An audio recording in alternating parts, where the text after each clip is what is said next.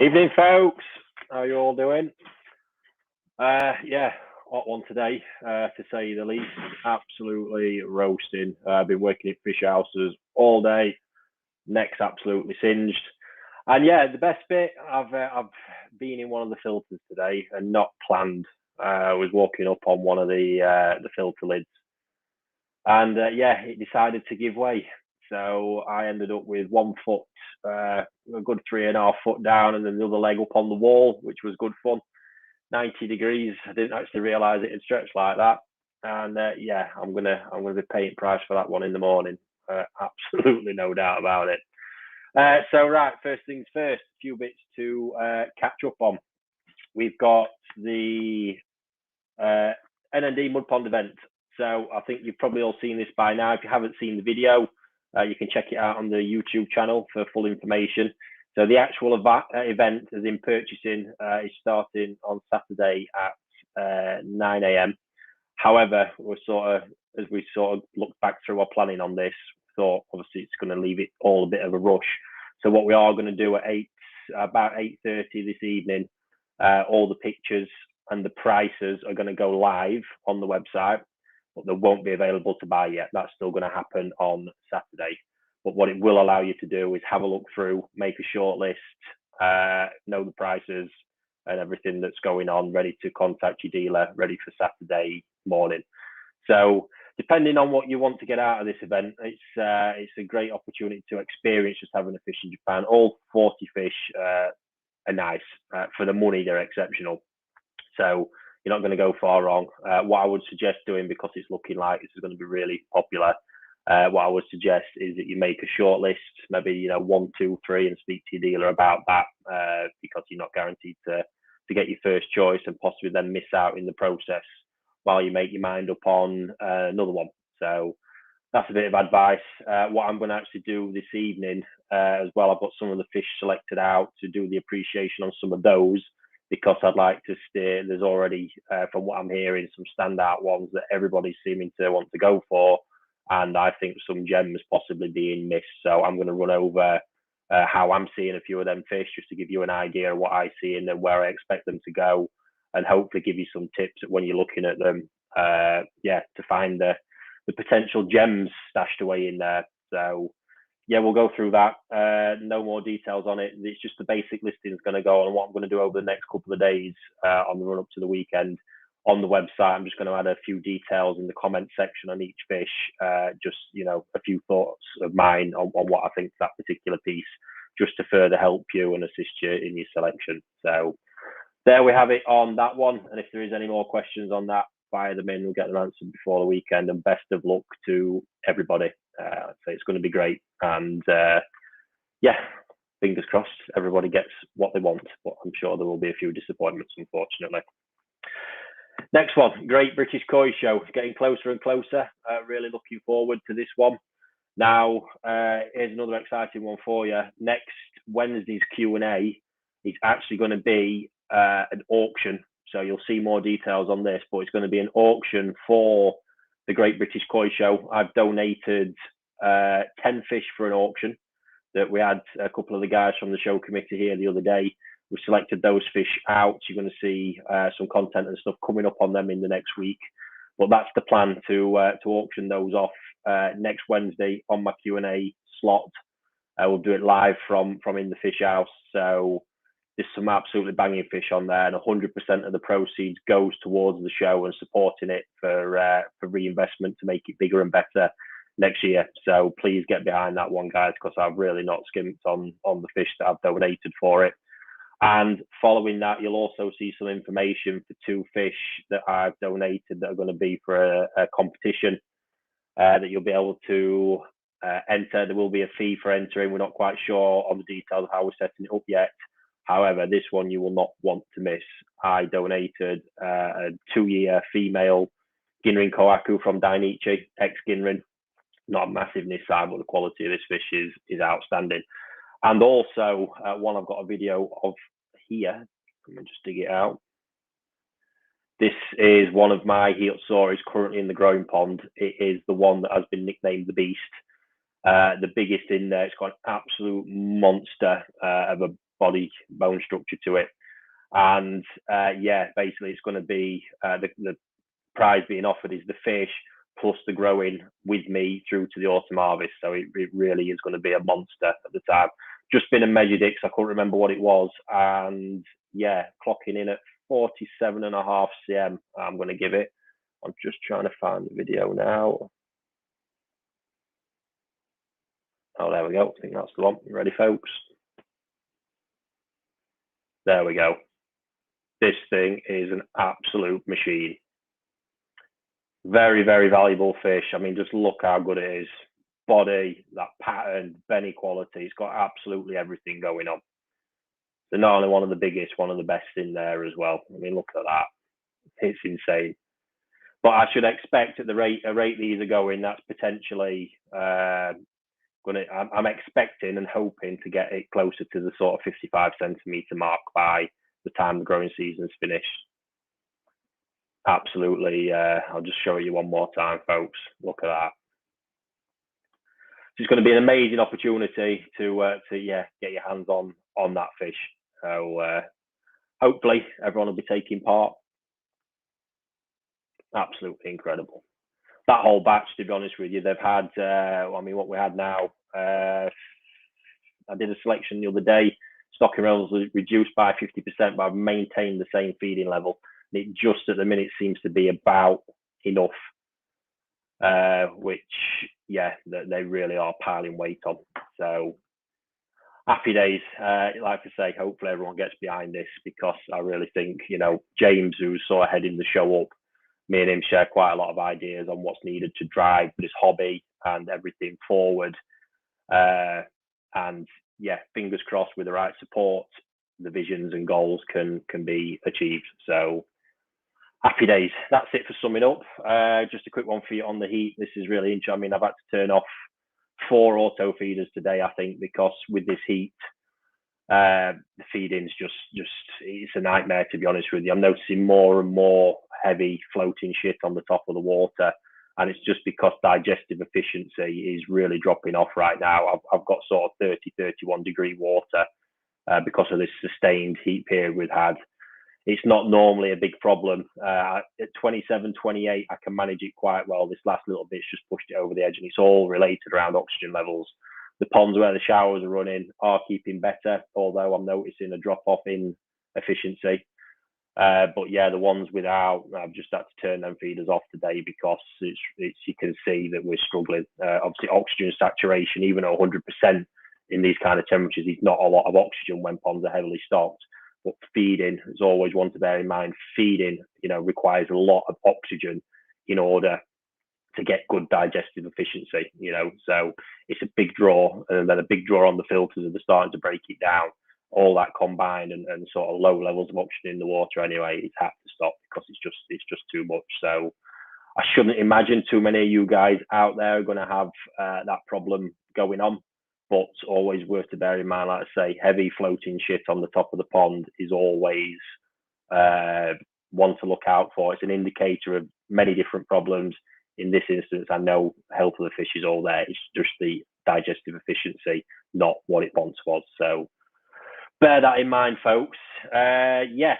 So I've just remembered as well, we have got one more video just to remind you. The fish, we've just posted this on Facebook, but the fish for the mud pond event. Absolutely superb. There's so much potential sat in that bowl. There really is. And for me, with it being at the guys at NND, I've got more experience with their fish than absolutely any other. And having done this project as well personally in the past, yeah, I sort of know what's to come, and it's really exciting. I think it's going to shock everybody what actually gets pulled out of that pond in October. Really, really good fish. While we're watching that, please, folks, hit the like button, hit share. Let's get this video reaching as many as we can, and it's always appreciated, that little bit of support. So the plan this week, feel free to drop some questions in. However, I'm just going to start working on some of the backlogs, as I promised, because the past couple of weeks, so that all went out the window. Then, like I say, at the end, appreciation part, I'm going to look at some of these fish from the mud pond event. So just actually, as I've gone in, I think that's a question from Brian today. I did see that in my inbox. Apologies, Brian, I not had a lot of time. Hi all, hi Ricky. What do you think about Vercon tablets? Good or bad to use? Thanks, Brian. Right, I've absolutely nothing against Vercon tablets. However, they need to be used for the right purpose. What I am against is using something like this on a weekly basis when there's absolutely no need to. I don't get it. Again, it's just something that, in my mind, is going to affect and create a potential imbalance in that ecosystem because you're fighting, you're eliminating stuff. Who knows? It could be taking out good as well as bad in the pond. Ultimately, this stuff is a disinfectant. Please remember that Vercon S is a disinfectant. From what I know, Vercon S, Vercon Aquatic, I believe, is actually the same stuff. But please don't forget, it's a disinfectant. What we've found is a solution that you can use in the water to disinfect the water. Now, I will say, recently the Microscope that I'm growing on, that you've no doubt seen, there was a bit of an issue in there where I was just getting little patches of scales that kept reddening, and it was concerning me a little bit. And what I did in the end, because I thought, through different things, I thought initially it was to do with the feeding, which I do think played a part, but very quickly from a knock, they were just starting to look a little bit angry, which I wasn't best pleased about. Completely on top of it now, what I actually did in the end with that, as well as reducing getting the stocking level, getting all the massages and things out, I started using Vercon S to disinfect the water. That was the purpose. And I was trialing, playing around with it because there's not too much information out there. And in my mind, I thought I'm going to have to keep hitting this. And what I gauged was, you might find when you initially dose Vercon, your water will get quite foamy and quite bubbly. What I saw that initially just after the dosing happened, but very quickly that all disappeared, which tells me at that point, obviously the Vercon's fighting against the same as with other medication, fighting against biological loading in the pond. And yeah, I don't think it had, it certainly weren't in there for 24 hours. So what I actually did in the end was I dosed every day for 5 days in there with normal Vercon S powder, just to actually see how the fish responded to it. And it really did do a good job at the end of it. Everything stopped looking angry. It was good. And then I just carried on for a few weeks after, just dosing it once a week. And ever since then, everything has been absolutely superb. So my thought process there was obviously something in the environment, the balance between the bacteria groups were possibly tipping a little bit more negative than positive. And I just wanted to try and restore that balance. So that was my idea on the disinfection of the 5 days, and then the following on, just keeping it there and tipping the scales, but then letting the ecosystem and environment look after itself. And that's where we've got this. Bear in mind, this wasn't a full blown. It wasn't a bacterial problem in the sense of ulceration, anything like that. That's absolutely not what we was dealing with. It was just a little bit of superficial surface damage, like something was irritating the scales slightly. It's worked well for that. Do I think it would work really well for a full-blown bacterial problem? It would help in disinfecting the water, but that's a different beast because you've got a lot of treatment to do in actually sorting the fish out, direct treatment to the fish with antibiotics and stuff like that. So there we have it. But as a preventative thing, no, I'm not in for it for that, because what your pond's going to be in one or two states generally. It's either going to be where good bacteria is thriving or bad bacteria is thriving. If good's thriving, why do you want to be potentially damaging that with a disinfectant product? You don't. So if your pond's all good and everything's healthy, your regular maintenance regime should be more than enough to keep everything in check without throwing something like that in the water all the time. So my opinion, stay away if that's what you're looking to use it for. So there we have that one. And yeah, just on the note sort of with the filters on that, again, I wasn't too concerned with the potential damage to the filters because the temperatures, this water's so warm, even after a general medication, the filters will bounce back that quickly. It wasn't an issue whatsoever. So, right, just bear with me, folks, while I see what questions we've got on here, because there is quite a lot.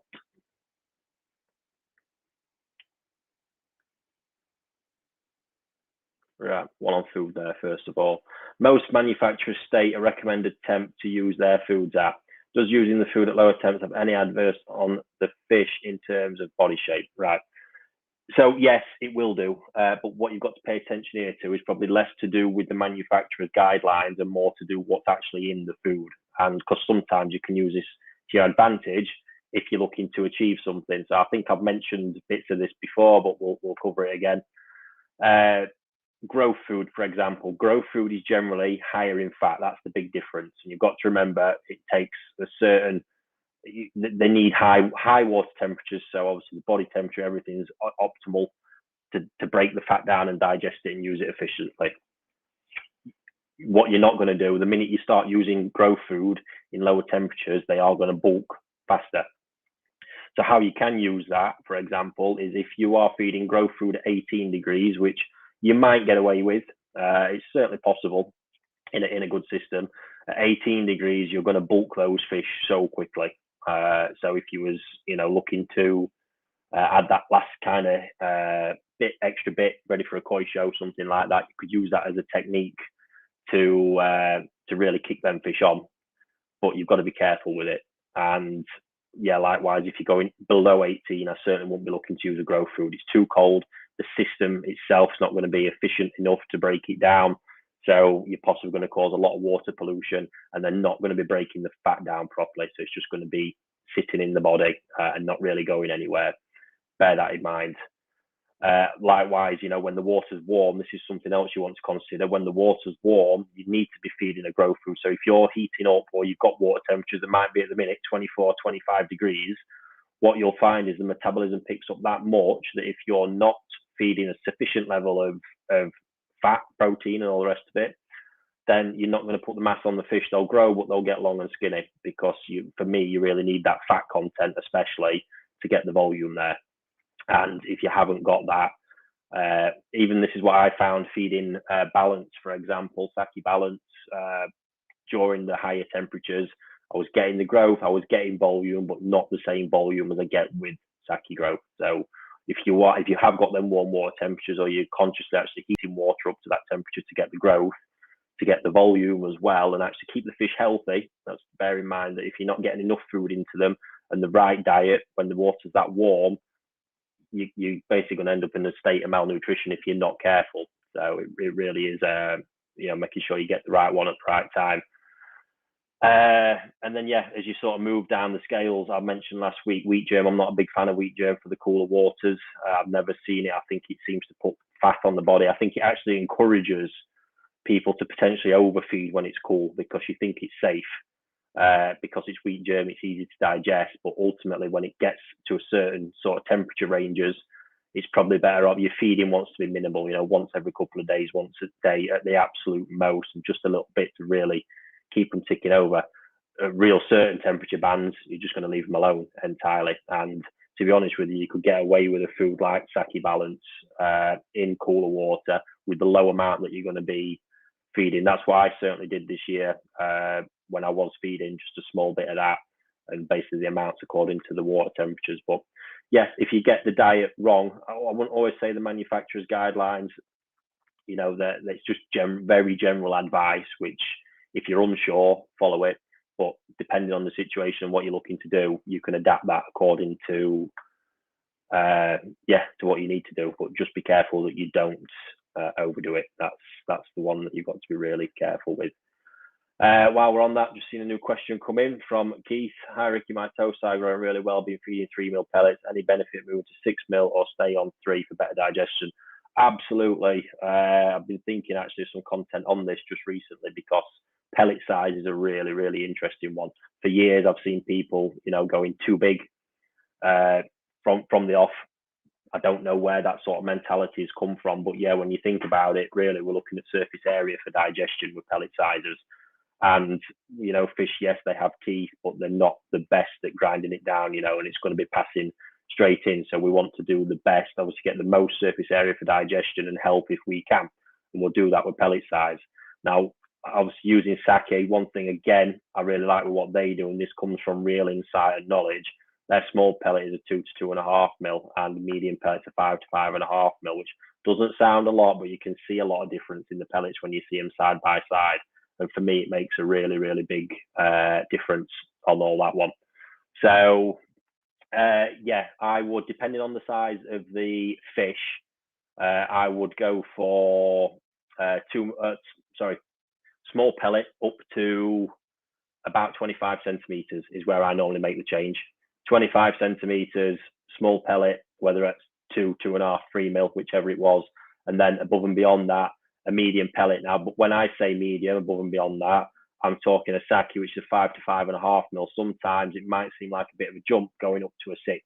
So in that case, if you're sort of between a 3 and a 6 mil pellet, depending on the diet you're using, you might be better waiting until about 30 centimeters. But it's really not a big deal. But trust me, I've seen it. I can bring, if I'm looking to put weight on fish, i.e., there's a few batches of fish we've had out in sales ponds, just looking like they need some fattening up doing, what I've done straight away, even when they've been a bit bigger, is gone straight in on the small pellet, because I just find I can see the digestive efficiency and the speed at which they put weight on being so much more effective.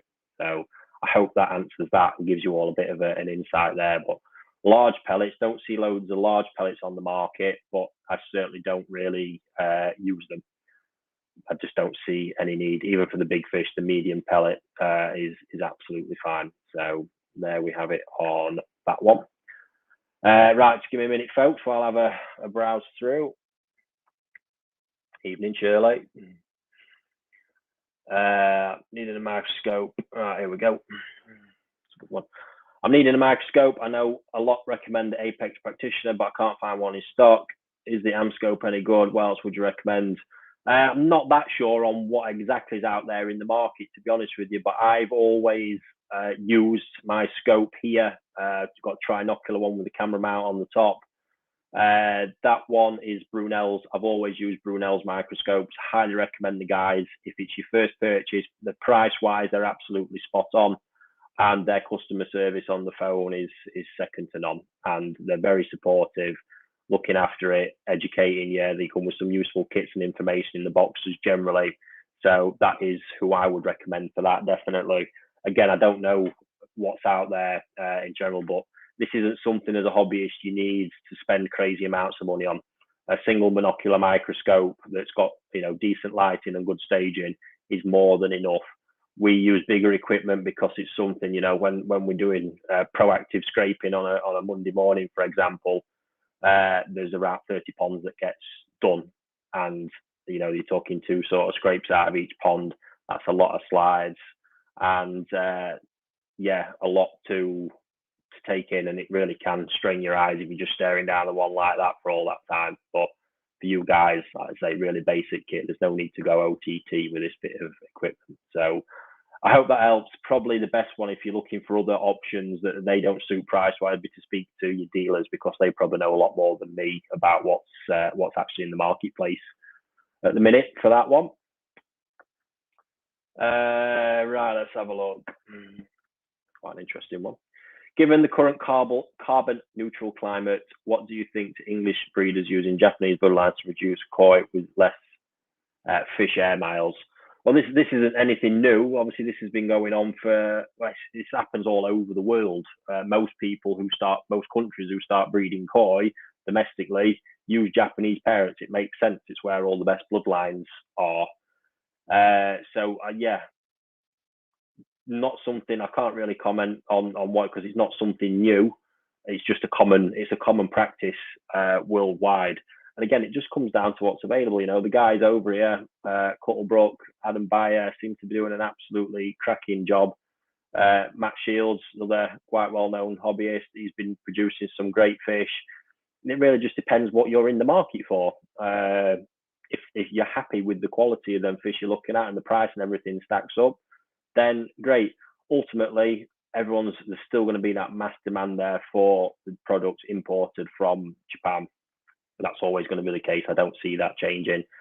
And I don't think it's something that people are looking at from a sort of eco perspective when they're looking at new koi purchases. They're looking for what they want. Collectors want certain breeders, varieties, and all that type of stuff. And fair play. So I think there's always going to be a case that unfortunately going to get imported. But we like to see the stuff coming from the English guys and the great they're doing, and they need to be supported. It's a tough old game breeding koi. It really, really is, and meeting all the requirements and then doing it outside of Japan, working against the stigmas that they're not Japanese koi. It's a tough old one. So deserves supporting, and hope to see more of it. There's a lot of it going on worldwide, like I say, but ultimately, the Japanese stuff I think will always reign supreme. fingers crossed that some people can bridge the gaps eventually. Right, just let's get rid of that one. See what we've got here. You previously talked about green water being good for koi skin luster, etc. Is it a good idea to give them a month each year or so green water to help promote these benefits? Yeah, I can't see no harm in that. It really does have a profound impact on the fish, but just bear in mind, I think I've said this before, it's not something to do unless you're extremely confident that you can manage the fish and observe properly what's going on in that green water. If you sort of have problems here and there and you're not that confident, stay away from it. Keep your water clear so you can see what's going on. You really, I'd say, you've got to be able to gauge, because you're only getting flashes at the fish every now and again. So if it's something you can tolerate and you're confident in that, by all means, I think you will see a profound effect. Bear in mind, it might change the feeding behavior as well, because the fish are a little bit less confident because they don't quite know what's coming when they get to the surface. But yeah, that's the one. That's just my warning with that. I've got a couple of ponds here, pea green at the minute, and one of them, to be honest with you, the fish have started behaving differently. I've not turned it green. It's gone green because of a problem with the UV. And likewise, all of a sudden as well, the fish behaviour's off. So like at the minute, with the oxygen levels and everything going on as it is, I would prefer that pond to be clear. And that's what we're working back towards, just so I can really see the behaviour properly. So yeah, give it a shot if you're confident. If you're not, or you have problems, stay away from it. Keep it as clear as you can. So, right, just bear with me. Here we go. Nice koi appreciation one. When it comes to Sumi, what are the differences between, say, Omasako and Kaneko? I mean, wow, that's just like two polar opposite ends of the spectrum there. Yeah, so you've got Sumi behavior for a start. This is more of a lineage one. What I've known of Kaneko Shiros is the type of Sumi. So with Omasako ones, you might have seen a lot of these pictures. They have them on their own website. These radical transformations in fish that have almost pure white to an absolute worldie in 3 or 4 years. That is not typical of Kaneko Shiro. Sorry, what I found over the years of having them, and did have quite a lot, is that the Sumi that sort of sits under the skin, acts like it's coming up, or you think it's going to come up, never really does. The best way to pick them is with the Sumi pattern there when they're younger, because they're probably not going to change all that much, just stay stable. They didn't have bad Sumi quality, but certainly not at the level of Omasako. Like I say, you are at polar opposite ends of the scale there. Omasako Sumi is the best in the world. There's absolutely no doubt.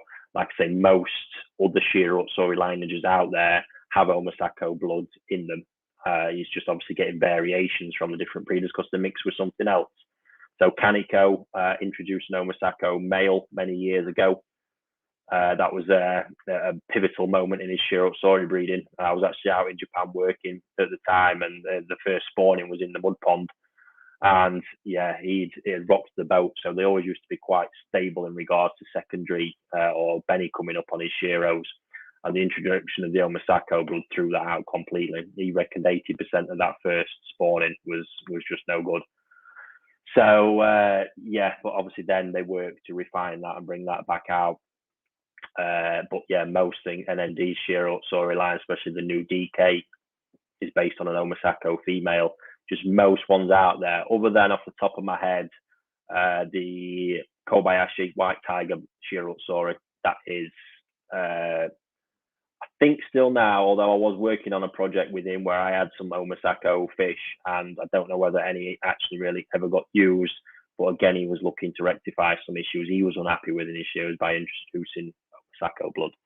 So yeah, there we go. Polar opposites with them two, but yeah, Omasako, I mean, for Shiros, absolutely top draw on them ones. Right, let's have a look. Quick question in there from tonight. Have you ever thought of breeding koi? Yeah, I enjoy going and doing the culling and all that stuff when I'm in Japan in the summer, typically. But actually doing the breeding, no, I don't think it's for me. Obviously, I've seen what the Japanese actually, in the whole process, the numbers of fish that get thrown away out of the spawnings, the tiny bits. Our climate is not ideal for it as well, which is a problem. So in order to get the effective growth, we need mud ponds ideally, and we don't really get the temperatures in the mud ponds consistently enough to do it well. So all the mud ponds would have to be greenhouse covered, like I know some have attempted in the past, in order to get them temperatures in the summer enough to do it successfully without artificially heating. If it's artificially heated, you're going to have a problem there. The costs are just going to absolutely soar. But yeah, just the years that get invested into this, you can't take that lightly. The quality of the lineages and the knowledge and parent fish and everything they've got in Japan that's passed down. Even like I say, some of the parent sets passed down, and then getting continuity of that, it's a whole different skill set, and real deep understanding is needed, and deep experience. It's not something that can be textbook learned. You can learn the practical parts of breeding koi from textbook, not a problem, but the actual the eye refinement, knowing the culling process, exactly what to look for, so you're not throwing all the good ones away, all the rest of it, it's just a completely different beast. So yes, it's enjoyable, but I like to sort of go do it, leave it there, come back, do the bit I do, because the Tosai I'm buying, even at the early stage ones like the Shinori Hilsori, they've probably been through 2 or 3 rounds of selection. Loads and loads of really poor fish have been taken away, and the quality base level that we're buying, even as the sort of basic fish, is really high. So yeah, I'm happy at that bit, because again, they'd have to expand the amount of infrastructure, and then we've still got that issue at the end of it that unless I'm doing it in Japan, they're not considered Japanese koi, and then you've got an issue there of when you want to be successful raising koi commercially, you've got to get the right price for what good stuff you do have in a spawning. And yeah, that is a tough part of this, because when they're not considered on the same level as the Japanese ones, even though the quality might be very similar, yeah, you're not getting that money, and you need to make it successful. So that's my thoughts on that one, and why I stay away from it, to be honest with you. Let's have a look here. Clive Steers, do you think that koi over 3 years old really need growth food, as they can only use 38% protein? It's not all about protein, not in the slightest. And yes, they absolutely need growth food. The theory behind it is no different to young fish. Young fish, you want to get it on them, don't get me wrong, you don't want to keep them too small for too long. But if you're looking to grow jumbo fish and keep them going and keep them big and keep the body there, you've got to feed growth food.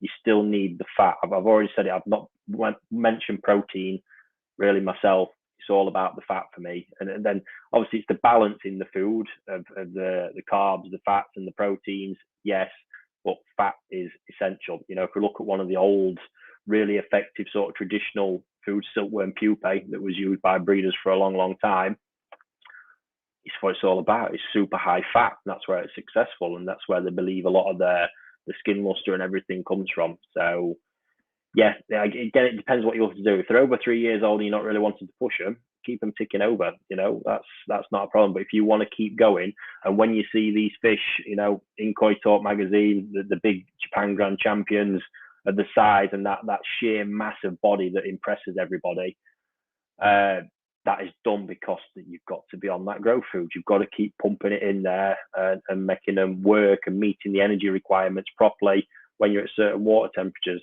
Like I say, that's the really relevant part in this here. If you've got them big fish sat at 22, 24, any of them temperature bands, if you're not feeding growth food and getting the right amounts of fats into them, what you're going to find is they're going to lose that body mass quite quickly. I've had it happen with a pond here this year. Wasn't organised, it was overstocked, problems with the feeder, all bits and bobs, so they were just generally manually feeding. And as soon as it was like that in the warm temperature, all of the gains in body mass from last year just fell off them. Absolutely fell off them. And then you've got to work twice as hard then to start getting back to the base level, what I'd consider the base level, and then going beyond it again. So yeah, I don't know what all that is about. Obviously, using 38% protein, great. I'm not focusing on that. Fats and yeah, meeting energy requirements properly. That's the most important part. Certainly forgetting the super successful growth anyway. Right, let me get back to some of these older one, folks. Just give me a chance. Oh, there's one. Are you and Chris from Koi Talk going to the Great British Koi Show in Newark on 27th, 28th of August? I will be there. Not sure which day. I think the wife's watching. I seem to think I've got to go to a wedding on one of those days, but On one of them, I'll definitely be there, whether Saturday or Sunday, don't know yet. And as for Chris, not sure, because he's obviously got a lot on in Babyland at home, unfortunately. But definitely, I will be there for one of those days, and I hope to see and catch a lot of you there as well. All right, just bear with me, folks. Oh, there's a good one. Any thoughts about why there is a relative lack of up-to-date literature on koi health? I'm a retired vet, and there's probably more information about dung feed stores. I think I'd probably, yeah, I can imagine that there is. Why is there a lack of information? I think people publishing, for a start, platforms for publishing is an issue. Cost, I mean, let's face it, does anybody want to pay for this information? Not always. There's obviously a lot just looking to get it free online. People who have this information generally need to make a living, which is tough. So yeah, it's always that toss up. The amount of people doing new research and actually specialising in these areas in the trades because of demand for the work, I think, is very, very limited. Yeah, I mean, call outs, fish vets, it's all high cost stuff. So yes, the research stuff needs funding. That's the bottom line to it. And do people want to pay for the research? If they're doing the research at the end of it, what's to be gained? That they just pay all the money, do all the research, and then put the information out there for free and get nothing from it and be out of pocket? Or is there a new product to be made at the end of it? Who knows? It's a real tough one. But like I say, I think the platforms has played a big part. Hence, mine and Chris's desire to create Koi Talk and keep building on what we've got, trying to find people. But believe me, it's not easy. We know of some. We're looking all the time to try and start up new relationships with people who have got the information, so we can draw it out for you guys, get it in the magazine, and bring the latest stuff out to you. I think manufacturers, certainly looking, medication manufacturers who could probably be doing more on the research side, possibly, in my opinion, aren't doing enough, which I think is why we're seeing sort of out-of-date dosing information that's just been passed around for decades now. And yeah, that's where I'm at with it. Ultimately, it's something commercial, so there's got to be something in it for people, realistically. And yeah, I say, unless we're tapping somebody up willing to pay them for their content, why would they sit and write it and just publish it online if they've got nothing to gain? So that's my thoughts on that one. You guys might have any different ideas. Feel free to let me know. But I think that's where we're at. Right, let's have a look here. One down at the bottom. What's the biggest Yamabuki koi you've ever known, and how can you tell if the Fukurin will be very good in a smaller koi? Biggest Yamabuki is Izumir. Guy's got them. Certainly, I don't know if he's ever reached the meter. I seem to think he has, but 90s, yeah, quite happily. Izumir is the man for this. It's the true jumbo lineage for Yamabuki Ogun, but yeah, highly sought after. It's like Shinoda with the Heotsuris. It's a high quality line, true jumbo genetics. Fukurin, yeah, it's sort of hard to explain that one using words and without any pictorial sort of guides to that one. I can sort of see it with my eye. You can sort of see some mild separation or thickness, slightly thicker part of the skin between the scales in them when they're young. Don't always show. It can be even at this eye, not always completely show, because it's a trait that will come later in life. But I think probably your safest bet is knowing the lineages where Fukurin can develop consistently.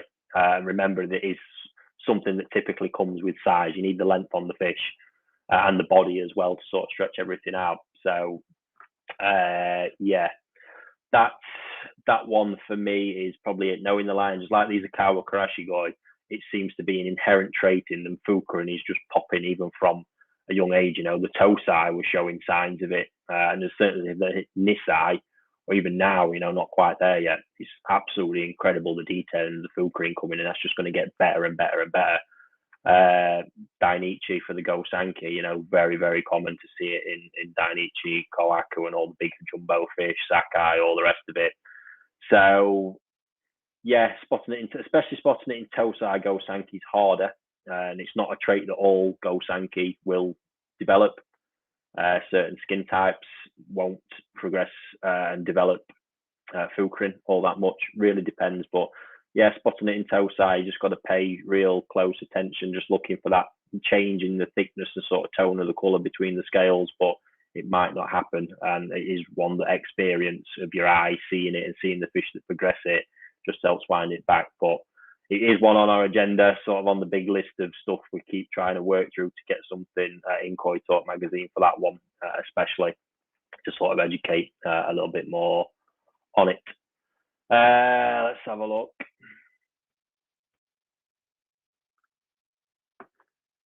Colin Allen, as a hobbyist, we like to treat our koi treats. What would be your top choice to give them other than koi food?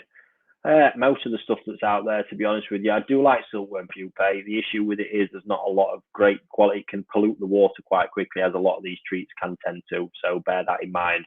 And I think for me personally, silkworm, yeah, the quality of the product out there, it oxidizes incredibly quickly and goes off. And when it's not a great quality or very fresh in the start, by the time you've opened the bag, the second time coming around, the stuff's probably shot.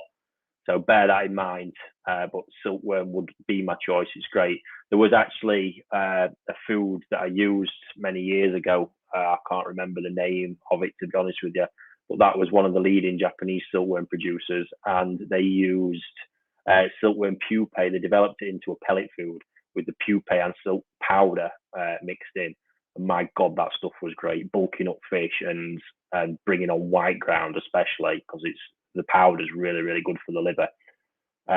It was phenomenal stuff, but God, that was probably 20 years ago that I used that, and it's not been on the market since, from what I've seen. I don't know what reason that is. It was expensive back then, so I'm guessing now the stuff will be absolutely astronomical, given that silkworm prices generally go up and up and up. So, yeah, there we go. That'd be my choice. But there's loads of other things you get, but just use it in moderation, because, like I say, it can be heavy pollutants. And sort of like your fresh fishes, prawns are always a really good one, things like that. So, yeah, none in particular, but silkworm would be my absolute choice. So, just seen Japan question come in. With Japan having increased COVID numbers this week, come October, November, how will this impact the koi buyer? A better choice of high quality koi or less? Will this increase or decrease the price of koi? Regards sort of COVID in Japan, koi prices at the minute are heavily being dictated by shipping. This is one that we're finding everywhere. It's one of those really frustrating bits. Yeah, shipping is having the biggest impact because freight rates are pretty much double what they were pre-COVID. Now, that's just been obviously, we're on top of, it's the lack of domestic flights that's caused basically the amount of cargo space available to shrink. Therefore, the price has gone up. There's stricter and stricter terms around it, i.e. sometimes you've got to make up full bits of pallet space, all the rest. Very complicated, quite boring as well, to be honest with you, and frustrating. So I'm not going too much on all that, but it has sort of been offset a little bit by how the markets have reacted. Yen is at an all-time high at the minute, well, not an all-time, but in recent years, the best it has been and seems to be holding quite steady, which that's going to have a big impact and help offset some of the shipping costs, increasing shipping costs. But regards fish, better choice, high quality, I think what you'll find is most dealers will get back to Japan this autumn. We can get there with the visa system, with the assistance of some of my friends out there. I can get the visa to get out there, not a problem, as many other dealers will. You'll have seen some did get back there this spring using that system, but I think it's going to be difficult for hobbyists to get because the whole thing's quite involved and drawn out. I'm not saying that they won't. It'll depend on dealers that you're dealing with and connections that you've got. But yeah, ultimately, I mean, the quality of koi on show, it's not always about, what people are pulling from there. I've got very good fish over the past 2-3 years without being there because of knowing the breeders, knowing the farms, knowing how to do it, knowing how to buy through pictures and videos. Well, it's worked really good. And obviously bearing in mind that the spread of fish I'll be releasing into the market as well from Koi Wholesale, all grown and raised here, it's on an absolute another level this year. And I'm very confident in saying that the spread of varieties, condition of the fish, everything we've got, it's actually going to be, for me, I know a lot of the fish I'll be able to be more competitive on than shipping them because of the freights. That's not stuff that I'm dealing with on these bigger fish. So yeah, there's always a plus. Ultimately, I think it still comes down to looking at what you're getting for your money. I don't think you're necessarily going to be a case where what was a £200 fish is a £400 fish. There are going to be some increases. I think you'll see them more in cheaper fish, which is a problem because the shipping on them makes such a big difference. Where I know for a fact with some cheaper 2-year-old fish now, for example, the freight will equal or probably be more than the cost of the fish. In higher quality fish, the costs get absorbed a lot more. They always have done. So I think it'll make a negligible difference. But overall in the market, I don't think you'll see too much change overall because, like I said, there are factors working to offset against it. I can't quite believe 45 minutes has gone already, to be honest. I'm quite shocked at that. We better move on to the koi appreciation stuff shortly. I'll just look, one more question from one of the older ones. Let's have a look here.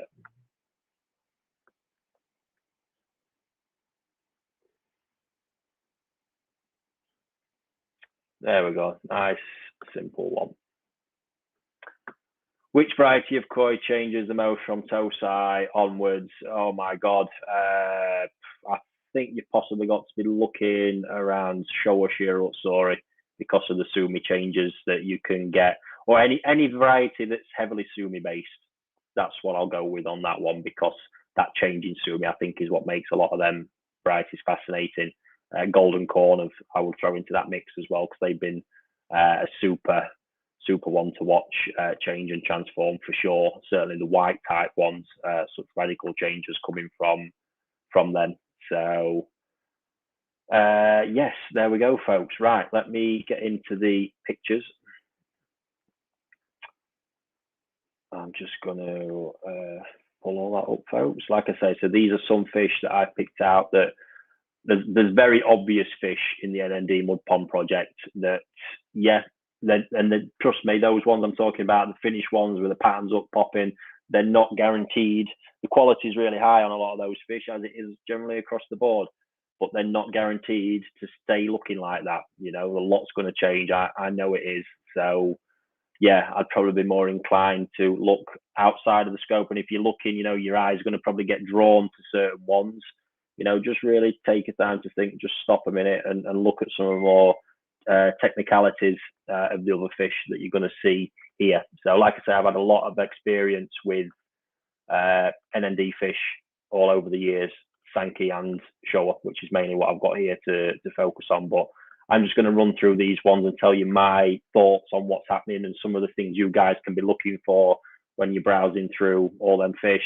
I'm not going to take too long on it because, yeah, got quite a lot of work to finish still. And we're going to hopefully get those pictures live to preview around 8:30 this evening. So not long after this has ended. So right, first one of these shows. And again, really interested to know people's thoughts on what they're seeing with these fish. You know, pop it in the comments. I'll have a look as we're going through, because I always like to understand where other people's heads at, so I can help, again, educate where possible. But that shower, I'm really excited by that fish overall. First thing I'm seeing, you probably know what I'm going to say, it's what gets me with the NND shower, the head and these bone structural elements, because what you are looking at and might see there is that it's quite a lean body at the minute, which that's about right, 20 cm. How that fish has been raised up to that point, I'm expecting, you know, no different. But what you can see there is an absolutely huge head and mouth set there. What I think the negatives people are in this, or possibly seeing in this, is the Benny distribution and probably say the lack of Sumi at the minute. I'm not concerned about that at all. I know that's going to come in this fish. We can see areas where it's underlying all over the fish as well, you know, on the back end, on the peduncle part, across, you know, just in front of the dorsal. There's going to be changing the head pattern. So much more to go on there. You know, people often look at Motogoro, even in young fish. It's not balanced up. Sometimes it's not there. Don't look at Motogoro in Tosai Showa, because that's likely to all completely shrink back as that fish grows and change completely. So it's certainly not one to pay too much attention to. But yeah, skin quality is really, really high on that. Really high, looking great. Everything I'm looking for. But like I say, I think the main point here is with showa, you're looking for that end balance of red, black, and white. I've harped on about this a lot. And if you look there with the potential Sumi development on the tail part of the fish, you know, in the sort of last third, you start all of a sudden, if you just get a bit of a marker pen out, start kind of sketching that in them areas where you can see the blue grey, and then sit back and look at what you can have. That's going to be a serious piece. And there's other showers in there as well, very similar to that. So pay attention and don't ignore them because of the lack of Sumi now. That is a very basic mistake to make. Sumi is going to come with age most of the time. Certainly does in these NND show. I've got loads and loads of historical evidence and pictures of that. And yeah, this shower lineage is mega. So do please bear that in mind, folks. Right, let's have a look. What other pictures I've loaded up? Definitely worth a punch early. I'll give you that one. Just bear with me, folks. There's a lot going on screen. Right, Sankey. Same kind of thing going on here. The Sankey really is a tough one, I believe. I do hear a lot of hobbyists say that. But again, what you're seeing more and more in Sankey is Sumi compensating. Because again, this, I'm not even going to go on the basics. You know, it ticks the boxes. Body-wise, there you can see the head, everything, lovely structure. And what again, I think the elements people are going to be looking at here is more pattern-based stuff. Don't worry about Sumi and fins again; it's really irrelevant at this point. What we're looking at here, and again, we've seen it more and more, like I say, is that Sumi is creating more and more of the pattern balance with Sankey. It's not always, you do need a bit more of a base there at times, but if you actually look at this fish where you can see dots of Sumi and that blue-grey sat under the skin now, again, start visually or even, you know, run the picture off, colour that in, all of a sudden, you're looking at a very serious fish there. I highly, highly rate that piece. I think it's going to be a super Sankey at harvest. Benny quality is superb. There's Sumi sat under the Benny even as well. There's a lot to go on and change there. So it's really important with these young fish that you try and sort of stay away from that pattern element too much. Look at the qualities and know there's going to be a shed load of change happening along the way. Even what you can find is areas of the sort of blue-grey can actually disappear at times. It can just be in young, immature fish where they show, and as the shiroji thickens, because even in this one, when we look mid-body, you'll see there's quite a lot of pink. If you look along the side of the dorsal, the skin's quite pink because it's immature skin. It's got no thickness. That's not red colour sat there waiting to come for anything like that. It's just the flesh that you're seeing, basically. So over this big growth jump that they're going to have, not forgetting this fish I'd expect to be a minimum of 40, absolute minimum of 40 centimetres, possibly somewhere more likely between 40 and 45 at harvest, which is huge. And at that point, the skin thickness is going to jump drastically. So that pinking will be gone and that will become a thicker white skin at that point as well. So please bear all these things in mind because, yeah, it really is going to be a thing. And if you are looking at fish when you've seen them in a bit, feel free to drop me a DM, private message, whatever, WhatsApp, Facebook Messenger. If you know, looking there, want any recommendations at any of the price levels, let me know and I'll do my best to point you in the right direction on that one. Yeah, other one I've got lined up, another Sankey. Now, I think the reason I sort of pulled this one is that's a really sort of long, lean looking fish, to be honest. And this is just that part there of bone structure versus body shape. Not got the body yet, but it's got the bone structure. I mean, just look at the length on that head. It's absolutely mental. This is one that's for sure going to really knock some size on. This could potentially hit the realms of 45, 48, possibly even going on for 50. NND Sankey are phenomenal. Like I say, I was there the year a Sakai Hiroshima fish was introduced into here. So the old Tadazo line, then crossed with Sakai. It's been refined and refined over the years now. And these guys are consistently producing Sankey. Every year there seems to be another one that moves over 90. And I believe there's the first fish now that's hit the meter mark and still looking incredibly good quality as well, which is important. But yeah, really good one. But again, you're going to see mass changes. You might potentially look at this, think that could be too heavy with the Sumi. I'm not seeing that at all because you've got to imagine this big growth spurt. It's going to give length. It's going to give volume, so width, height, everything's going to change and pull all that about. So yeah, expect that fish again to look visually completely different. it's hard to know until you've really seen it how much these tow-sight this kind of size change when they're pulled out of the pond, just through that size and, like I say, skin thickening, there being more of a canvas for all the colours to sit. It really is fascinating stuff. So even for everybody, anybody who doesn't take part, coming and getting to see these next autumn when we share the content, I think you're going to be blown away. And it's nice that we've been able to document it all, really. So yeah, there we go, folks. That's just if you wanted to really zone in and focus on some of them points there on these. Like I say, just to tidy off on that, I don't want to go on too much more about it. These are going to be, hopefully around 8:30 this evening. Get them live for you to have a look at. Fingers crossed. I hope it all goes well for you if you're looking to get one. And like I say, I'm happy to discuss any of the fish if you want more information, but I am over the next couple of days going to pop some comments in the listings on the website to share my thoughts further on those fish. So yeah, there we have it. Just to end, because obviously our viewer numbers do get up more towards the end.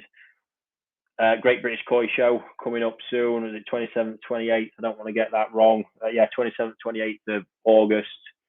And next week our Q&A is going to be replaced with, again, look out for it on their Facebook page. If you've not liked it already, look up the Great British Koi Show Facebook page, give it a like so you get to see all the information coming out. But we're hosting an auction with 10 fish that I have selected with some of the show committee.